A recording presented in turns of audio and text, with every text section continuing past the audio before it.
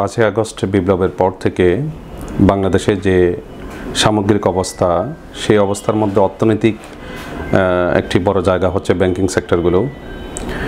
হাসিনার ফেসিস্ট শাসনের দুরবস্থায় এই ব্যাংকগুলোকে কিছু মাফিয়া শ্রেণীর লোটারাকে দিয়ে, বিশেষ করে অ্যাসালম, বেক্সিমকো, মেঘনা গ্রুপ সহ বড় বড় কোম্পানির হাতে তুলে দিয়ে ব্যাংকগুলোর সার্বিক একটা গভর্নেন্সকে ধ্বংস করে দেওয়া হয়েছে। সেখানে বিশেষ করে অ্যাসালম নিয়ন্ত্রিত যে 5টি ব্যাংক আছে বা 8টি ব্যাংক আছে, সেই ব্যাংকগুলোতে নিজের পরিচিতজন, স্থানীয় ভিত্তিক এবং বিশেষ করে বৃহত্তর চট্টগ্রাম অঞ্চলের নানা ধরনের নিয়োগ হয়েছিল। সেখানে কিছু পরীক্ষার মাধ্যমে হয়েছে, কিছু পরীক্ষা ছাড়া নিয়োগ হয়েছিল। সব কিছু মিলে এটা একটা ব্যাংকের যে সুশাসন ভিত্তিক আমরা দেখেছিলাম, একটা আমরা যারা পড়ালেখা করেছি ছোটোবেলায়, যারা কমার্স ব্যাকগ্রাউন্ড ছিল বা অন্য ব্যাকগ্রাউন্ড ছিল, কীভাবে একটা ব্যাংকিং জব করবে এই ধরনের একটা তাদের লক্ষ্য উদ্দেশ্য ছিল। কিন্তু আমরা দেখতে পেলাম এই হাসিনার যে লোটারা শাসন ব্যবস্থায় এই ব্যাংকগুলোর সম্পূর্ণ গভর্নেন্সটা ভেঙে পড়েছে। এই গভর্নেন্স ভেঙে পড়ার ক্ষেত্রে সবচেয়ে বড় দায়ী ছিল বাংলাদেশ ব্যাংক, এবং যেসব দুর্নীতি অনাচার হয়েছে সেগুলো হচ্ছে ওই ব্যাংক ম্যানেজমেন্টের যোগসাজশে, বড় বড় কর্মকর্তাদের যোগসাজশে ব্যাংক মালিকগুলো এই লোডগুলো করার সুযোগ হয়েছে। তো স্বাভাবিকভাবেই যেহেতু ব্যাংক ব্যবস্থা এবং বাংলাদেশের আর্থিক অবস্থা ভেঙে পড়েছে, সেখানে যে নতুন ব্যাংকের গভর্নরকে নিয়োগ করা হলো, তার প্রাথমিক দায়িত্ব হচ্ছে ব্যাংকে সুশাসন আনা। উনি ওনার বুদ্ধিতে যতটুকু কনসালটেশন করার সুযোগ আছে সেই সুযোগে যেভাবে সম্ভব ব্যাংকগুলোকে তার পুনরায় ভালো অবস্থায় নিয়ে আসার চেষ্টা করতেছে। কোনো কোনো জায়গায় দেখা যাচ্ছে, আমরা দেখতেছি উনি বায়াসনেসও আছে, কোনো জায়গায় দেখা যাচ্ছে সে ভালো কাজও করতেছে। সব কিছু মিলিয়ে চলতেছে যেভাবে বাংলাদেশ চলতেছে। কিন্তু সবচেয়ে দুর্ভাগ্যের বিষয় হচ্ছে যে লোটারা গোষ্ঠীগুলো এই ব্যাংকগুলোকে ধ্বংস করেছে, সেখানে অ্যাসালম যেমন আছে, অনেক বড় মাফিয়া গোষ্ঠীরও আছে। কিন্তু শুধুমাত্র এই দায়টা গিয়ে পড়ল যারা চাকরি গ্রহীতা, যেই ছেলেরা চাকরি নিয়েছে, এখানে ভালো বিশ্ববিদ্যালয়ের ছাত্ররা যেমন আছে এবং পাসকোর্সে পাশ করা ছাত্ররাও আছে। ভালো মন্দ মিলে চাকরিদাতা যাদের সুযোগ ছিল তারা চাকরি দিয়েছে সিবির মাধ্যমে, স্থানীয় ভিত্তিতে, জেলার ভিত্তিতে, বিভাগীয় ভিত্তিতে অথবা অন্য কোনো রিলেশন ভিত্তিতে। কিন্তু এটা দেখভাল করার দায়িত্ব ছিল সে সময়ে বাংলাদেশ ব্যাংক সংশ্লিষ্ট লোকজন অথবা ব্যাংকের টপ ম্যানেজমেন্ট।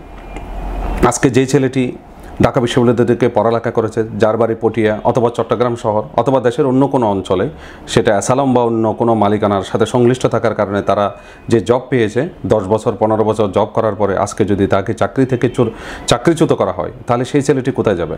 এখানে তো তার কোনো দায় ছিল না। সে যেটা সুযোগ আসছে তার কাছে সেই সুযোগ সদ্ব্যবহার করার চেষ্টা করেছে। এটাই স্বাভাবিকতা। এটা আমরা কেউ কিন্তু আসমান থেকে আসি নাই। আমরা সবাই আবেগ, বিবেক সব কিছু নিয়েই আমাদের জীবন ধারণ। কিন্তু আমরা বিশেষ করে ইসলামী ব্যাংকে দেখতেছি হাজার হাজার টাকা লুটপাট হয়েছে। সে লুটপাটের গভীরে কেউ যাওয়ার কোনো নাম নেই। একটি দলীয় ব্যানারে একটা ব্যাংকে অ্যাড্রেস করা হচ্ছে এবং সে দলীয় চিন্তা থেকে ব্যাংকের অনেক তারা সামগ্রিকভাবে আমরা দেখতে পেয়েছি ইসলামী ব্যাংকে এক সময় কিন্তু 2জন ইসলামী ব্যক্তিত্বের স্বাক্ষরের মাধ্যমে চাকরির সর্বশেষ নিয়োগটা হয়েছে। যদিও বা পরীক্ষা হয়েছে, অনেকগুলো পরীক্ষার মাধ্যমে তারা ফিল্টারেশন করে ভালো করে তারা নেওয়ার চেষ্টা করেছে। কিন্তু সেই ক্ষেত্রে তাদের যারা নিজস্ব লোক সেগুলোকেই তারা এমপ্লয়মেন্ট করার চেষ্টা করেছে। তো এটা সব জায়গায় হয়। আপনি দেখেন আদেব আলীর, আমরা শুনেছি বিসিএসে কীভাবে নিয়োগ হয়েছে প্রশ্নপত্র পাশের মাধ্যমে। আমরা দেখেছি শাহজাহান খান যখন নৌ পরিবহন মন্ত্রী ছিল, তখন চট্টগ্রাম বন্দরে মাদারীপুর সহ সেসব অঞ্চলের অনেক লোক নিয়োগ হয়েছে, যেটা পত্রপত্রিকায় সাহস ছিল। কথা হচ্ছে, আমরা যেটা বলতে চাচ্ছি সেটা হচ্ছে ইসলামী ব্যাংক হোক, অন ইসলামী ব্যাংক হোক, যে ধরনের বিষয় যে কোনো ইনস্টিটিউশন চলে একটা গুড গভর্নেন্সের মাধ্যমে। সেই গভর্নেন্সটা ফিরে আনাটাই হচ্ছে মূল লক্ষ্য। যে চাকরি, যারা ছোট ছোট চাকরিজীবী, যারা নিম্ন শ্রেণীর অথবা যারা এখনও সেই পর্যায়ে যায় নাই, মধ্যম লেভেলের, সেই সব লোকের উপর সমস্ত দায়, অ্যাসালামের সমস্ত দায়, বাংলাদেশের সমস্ত দায় চাপিয়ে দেওয়া হচ্ছে। 5,000-7,000 লোককে যদি যে চাকরিচ্যুতি করার যে প্ল্যান করলো, এবং এটার মাধ্যমে তাদের পরিবারগুলো নিঃস্ব হয়ে যাবে, তারা এটা সামগ্রিকভাবে তারা এই দেশের জনগণ যে অঞ্চলের হোক, আমাদেরকে যেখানে বেকারত্বের অভিশাপ থেকে মুক্ত করে কর্মসংস্থান সৃষ্টি করার উদ্দেশ্যে, অথবা ব্যাংকগুলো যদি তারা স্বাবলম্বী হয়ে থাকে আরও ভালো নিয়োগ দিয়ে যারা একটু দুর্বল কর্মকর্তা কর্মচারী আছে তাদের দুর্বলতাগুলো কাটিয়ে তোলার সুযোগ ছিল। আমরা দেখতে পেয়েছি আসালাম যখন এই ব্যাংকটা নিয়েছে ইসলামী ব্যাংক, সেখানে জামাত গণনার যারা লোক ছিল তাদেরকেও উনি কিন্তু মালফাংশনালি ইউজ করে তার ব্যাংকে লুটপাটে শরিক করেছিল। কিন্তু বিপ্লব পরবর্তী দেখা যাচ্ছে তারাও এখন ব্যাংকের বড় হত্যাকর্তা। সেই সময় সে লুটপাট এখন জায়েজ হয়ে গেছে। শরিয়ার মৌলিক বেসিক যে বিষয় সেটা হচ্ছে ইনসাফ কায়েম করা যে কোনো অবস্থায় সার্বিকভাবে। কিন্তু আমরা দেখতে পাচ্ছি এখানে, এবং ইভেন আমরা দেখতে পাচ্ছি চট্টগ্রাম অঞ্চলে জামাত ইসলামীর লোকজন এই বিষয়ে বিরোধিতা করতেছে, আবার কেন্দ্রসহ বিভিন্ন লোকজন এটার পক্ষে লিখতেছে।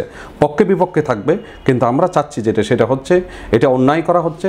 এটা সামগ্রিকভাবে বাংলাদেশের মানুষের একজন নাগরিকের যে মৌলিক অধিকার, চাকরি পাওয়া, জীবনের নিরাপত্তা, তার রোজগারের যে নিরাপত্তা, সেটা কখনোই আমরা বলন্টিত হতে দিতে পারি না।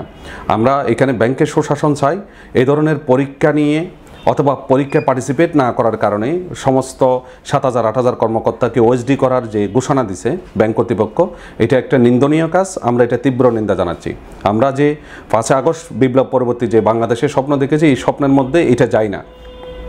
আজকে আমরা সকল রাজনৈতিক নেতৃত্ব সহ বাংলাদেশ সরকারের যারা দায়িত্বপ্রাপ্ত, বাংলাদেশ ব্যাংকের গভর্নর সহ সংশ্লিষ্ট সবাইকে অনুরোধ করব যে এই 5,000 কর্মকর্তা কর্মচারীকে যদি বেতন দেওয়া হয় এটা খুবই নমিনাল বেলে হবে।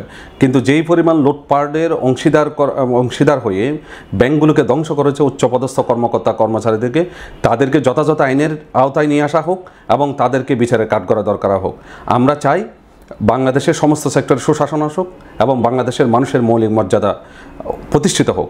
এই যে 5,000 বা 7,000 বা 8,000 বিভিন্ন ব্যাংকে প্রায় 14-15, কিছুদিন আগে আমরা আল আরাফা ইসলামী ব্যাংকে দেখলাম, এর আগে আমরা ইউনিয়ন ব্যাংকে দেখলাম। আমরা দেখতে পাচ্ছি সবচেয়ে বেশি সংকট হচ্ছে এই ধরনের আন্দোলন সংগ্রাম, ব্যাংকিংয়ে এই অস্থিরতার কারণে কিন্তু এখানে অনাস্থা তৈরি হচ্ছে। মানুষ ব্যাংক থেকে তার আমানত অন্যদিকে ফিরিয়ে নিচ্ছে। এটা কিন্তু বাংলাদেশের সামগ্রিক অর্থনৈতিক ব্যবস্থাপনায় একটা ভালো ভূমিকা রাখবে না।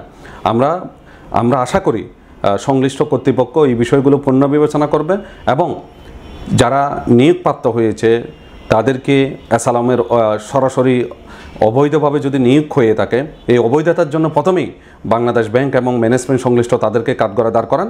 এরপর যদি যেসব কর্মকর্তারা তাদের পারফরমেন্স শো করতে পারতেছে না, ব্যাংকের বিভিন্ন প্রসিডিউর আছে, ফিল্টারেশনের মাধ্যমে তাদেরকে ধীরে ধীরে চাকরি থেকে যেভাবে বরখাস্ত করা হয় অথবা চাকরি থেকে যেভাবে বাদ দিতে হয়, তাদের যেসব বোনাস ভাতা যেগুলো পাওয়ার বিষয় আছে সেগুলোকে পূরণ করে আমার মনে হয় সেটা সেভাবে দেখা উচিত। এটাকে আমরা মানবিকভাবে দেখতে চাই। আমি এবি পার্টির নেতা হিসেবে এটা বলতে চাই, এই আন্দোলন সংগ্রামে যেসব ছাত্র নেতারা সহ ব্যাংক কর্তৃপক্ষ আছে, আমি তাদের সাথে সবার সাথে একত্রতা ঘোষণা করতেছি।